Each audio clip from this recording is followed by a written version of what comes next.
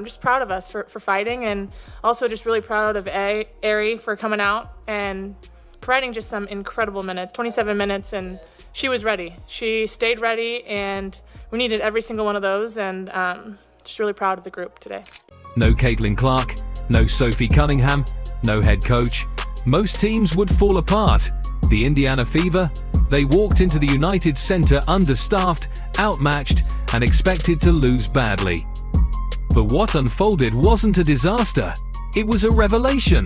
While Chicago circled this game for revenge, Indiana had other plans. With the odds stacked against them, the Fever didn't just survive, they dominated. And what they proved that night shocked the entire WNBA. This wasn't a one-woman team. This wasn't a lucky fluke. This was something else entirely. A team reborn, a new threat, a different kind of fever. Everything was stacked against Indiana. The 7th of June was supposed to be the breaking point, the day the Indiana Fever finally fell apart. Caitlin Clark out with a quad injury, Sophie Cunningham sidelined. And then, the shocker. Head coach Stephanie White wouldn't be traveling with the team, stepping away for personal reasons. 3 blows. All at once, the media didn't hesitate. This team can't survive, they said. Chicago will eat them alive. Even fans of the Fever quietly braced for a loss. The Sky, on the other hand, were licking their chops. They had this date circled for weeks. It was more than just a game, it was a chance at revenge. Just weeks earlier, Indiana had humiliated Chicago by 35 points on national television. Angel Reese and company hadn't forgotten. And now, with Indiana hobbled and leaderless, this looked like the perfect storm for payback. The setting made it even bigger. This wasn't just any home game, this was history. The United Center, home of the Chicago Bulls, the arena where Jordan's legacy hangs from the rafters, was about to host its first ever WNBA game. Over 20,000 fans packed into the arena. A primetime slot, national spotlight. It was all lined up for a statement performance from the Sky. No Caitlin Clark meant no star power. No Cunningham meant no grit. No Stephanie White meant no anchor on the sidelines. The story, as far as the public knew, was already written. The headlines were ready. Fever collapse without Clark. Sky dominates short-handed Indiana. It was supposed to be an easy win. But that's the thing about storms. Sometimes they don't destroy. Sometimes they forge something stronger. And while Chicago expected to coast through a disaster, what they got instead was resistance, grit, and something no one could have predicted. The Fever weren't falling apart. They were just getting started. With Stephanie White absent, the Fever's sideline looked unfamiliar. The clipboard now belonged to Austin Kelly, an assistant known for his behind-the-scenes work, not the spotlight. For over a decade, he had quietly helped build game plans, develop players, and run practices. But on the 7th of June, he wasn't just filling in. He was leading a depleted team into the biggest WNBA arena ever. It wasn't just a challenge, it was a baptism by fire. He had never coached a full game solo at this level. No prep time, no warning.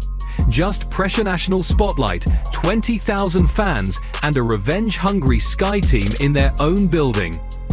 For any first-time coach, the circumstances were nearly impossible. Yet, as the cameras panned to Indiana's bench, Kelly stood like a statue, calm, still, focused. Not barking orders, not pacing frantically, just present. It was eerie, not in a bad way, more like a quiet storm. Fans online began to call him the final boss. The comparison made sense. He didn't move much, didn't flinch. He just watched over his squad like someone who knew exactly what was coming. While the Sky bench looked animated, emotional, even rattled at times, Kelly was all control, all poise. And that energy? It flowed directly into his players. With a lesser coach, the team might have panicked, but Kelly's calm became their anchor. There were no panic timeouts, no desperate adjustments. Instead, Indiana ran their system exactly as if Stephanie White were there. Clean rotations, steady pacing, strong communication. It didn't feel like a backup plan. it felt like business as usual. What could have been a chaotic sideline became a command center. The Fever didn't just play well, they looked like a team completely in sync, and that starts with leadership. Austin Kelly, the unknown assistant, suddenly looked like he belonged in the spotlight. And as the game went on, that spotlight got brighter. But Kelly, he stayed still. He stayed focused. Like a true final boss. When Caitlin Clark went down, the spotlight turned fast and harshly on Kelsey Mitchell. For years, Mitchell had been one of Indiana's core pieces, but always in the shadow of someone else. And once Clark arrived, that spotlight dimmed even more. She became the second option, sometimes the forgotten one. Critics questioned whether she could lead without Clark on the floor. Was she just a supporting act? Or did she have the poise to take over when it mattered? On the 7th of June, she answered that question with authority. From the opening tip, Mitchell came out swinging. No hesitation, no fear. She attacked the paint relentlessly, weaving through defenders with explosive speed and veteran control.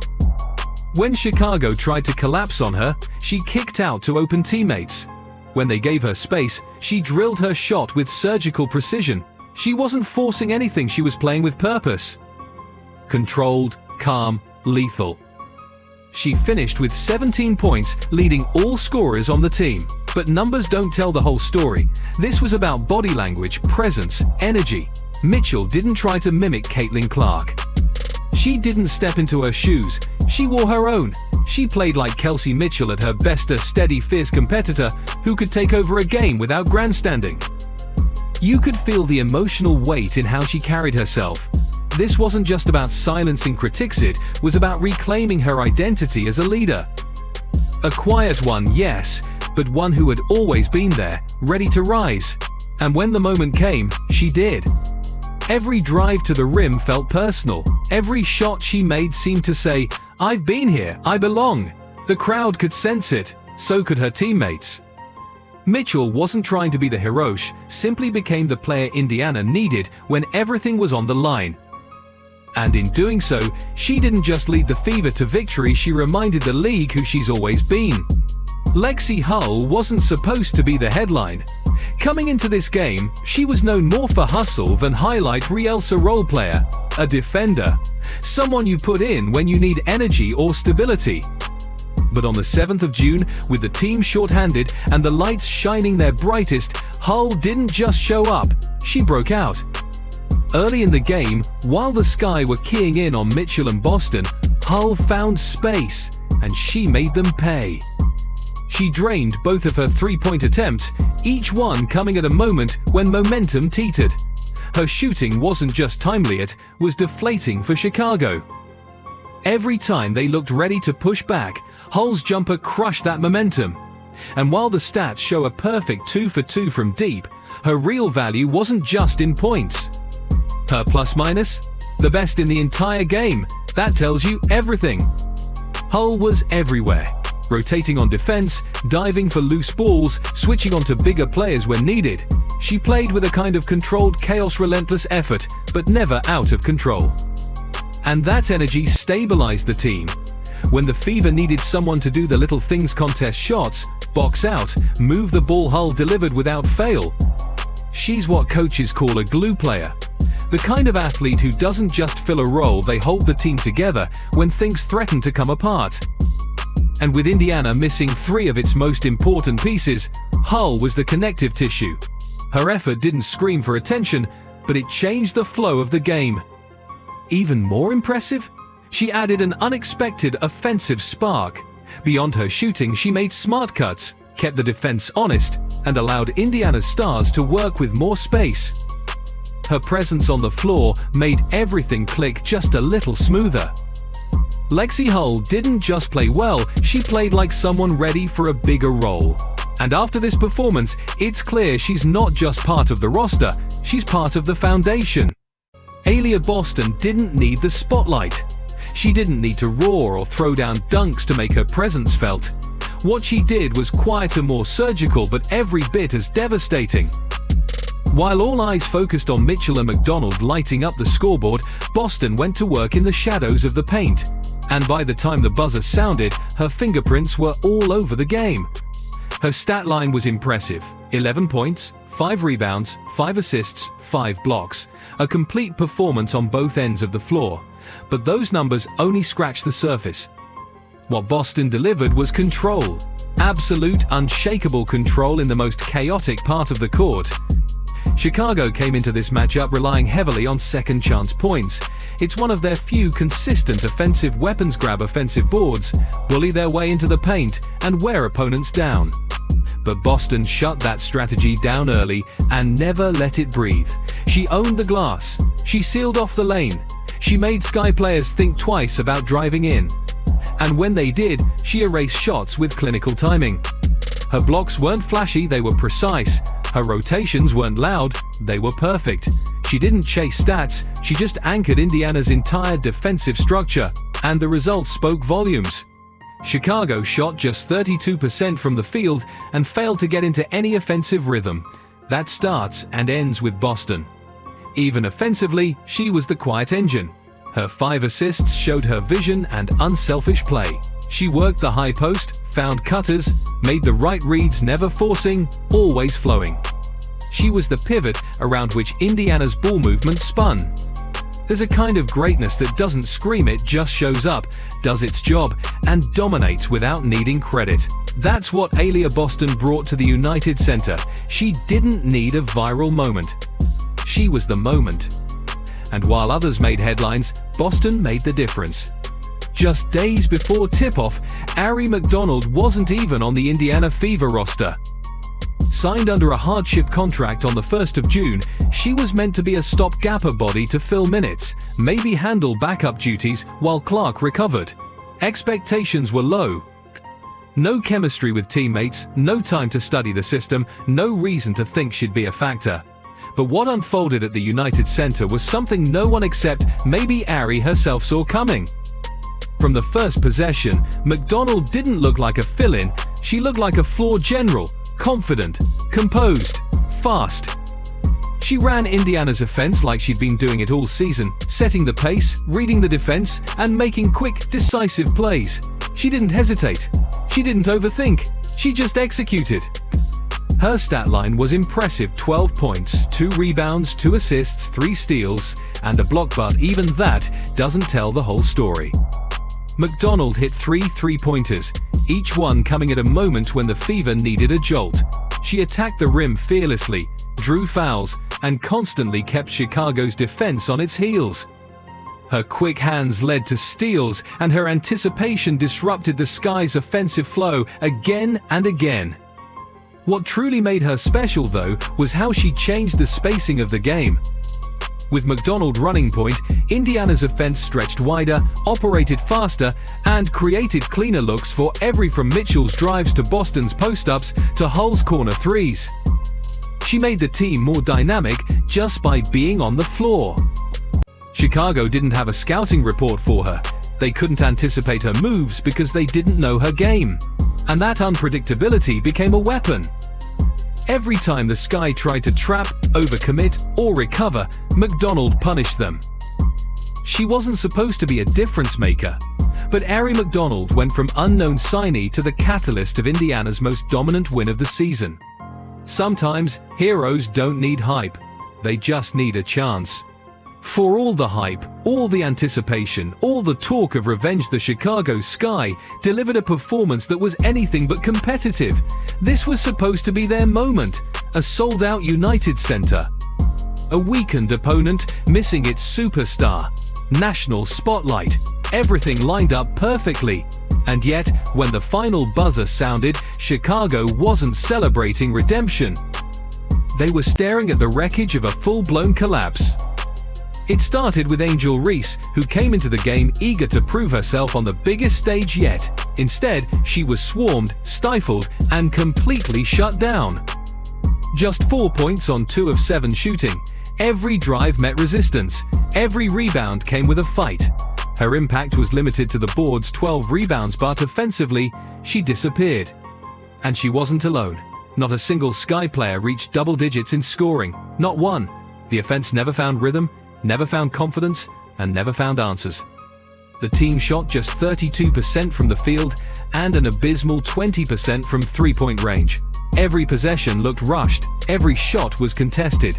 The ball stuck, movement slowed, and with each passing minute, you could feel the tension rising in the stands. Then there were the turnovers, 19 of them. Each one felt more painful than the last errant passes, stolen dribbles, offensive fouls. Indiana turned those mistakes into easy buckets, punishing the Sky for every lapse in focus. The crowd, initially electric, went quiet. The buzz of anticipation turned into stunned silence. What started as a revenge game quickly morphed into a basketball clinic, executed by the very team Chicago thought they would roll over. By the fourth quarter, the body language told the story. Shoulders slumped, eyes down, no fight left. The Sky didn't just lose, they imploded in front of 20,000 fans. And the Fever? They didn't just survive adversity, they weaponized it. When the final buzzer echoed through the United Center, the scoreboard said it all. Fever 91, Sky 64. A 27-point beatdown delivered by a team that had been written off before the game even started. But the numbers couldn't capture what was happening in the locker room afterward. Players laughing, cheering, soaking, acting head coach Austin Kelly in water, as if he'd just won the finals. Amid the chaos, Caitlin Clark, still sidelined, shouted from the bench with a grin, "Get a water!" It wasn't just celebration, it was release, relief, pride. The kind that comes only after proving the world wrong. The Fever weren't supposed to win this game. They weren't supposed to function without Clark. But not only did they function, they flourished. They didn't just hang on, they dominated. And in doing so, they shattered the narrative that Indiana was a one-woman show. Kelsey Mitchell led with poise. Lexi Hull hit daggers from deep. Alia Boston controlled both ends of the floor. Ary McDonald transformed the offense. Austin Kelly coached like a seasoned pro. Every piece clicked. Every player stepped up. This was a full team effort, top to bottom. It wasn't just a win, it was a warning. Indiana didn't look like a team scrambling to survive without its superstar. They looked like a championship-caliber roster with depth, chemistry, and heart. The ball movement was sharp. The defense was relentless. The energy was contagious. They weren't hoping to be carried, they were carrying each other. That kind of unity doesn't show up in stat sheets, but it wins games and maybe even titles. The Fever walked into hostile territory, missing their star, their spark, and their head coach. What they left with was something even more powerful: belief. This wasn't just a win over the Sky, this was a statement to the entire league.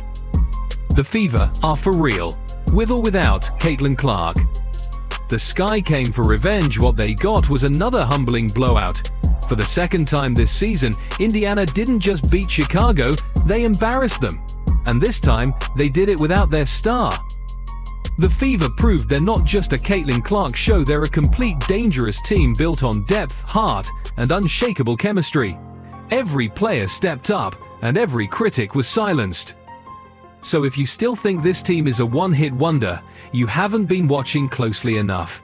If you've got the Fever, hit like, drop a comment, and we'll see you in the next one.